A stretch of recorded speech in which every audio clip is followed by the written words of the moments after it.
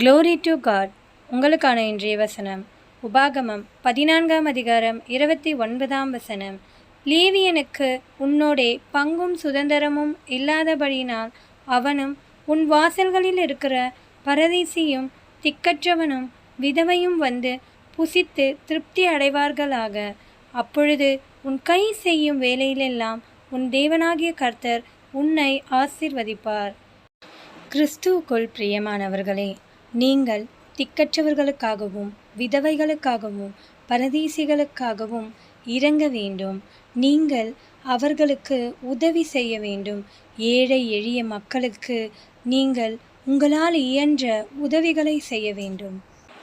அவர்களுக்கு உணவளிப்பது போன்ற உங்களால் இயன்ற சிறு உதவியையாவது நீங்கள் செய்ய வேண்டும். நீங்கள் அப்படி செய்யும் பொழுது உங்கள் கை செய்யும் எல்லா வேலையிலும் கர்த்தர் உங்களை ஆசீர்வதிப்பார். நீங்கள் செய்யும் எல்லாவற்றிலையும் தேவன் உங்களை ஆசீர்வதிப்பார். ஆமீன்.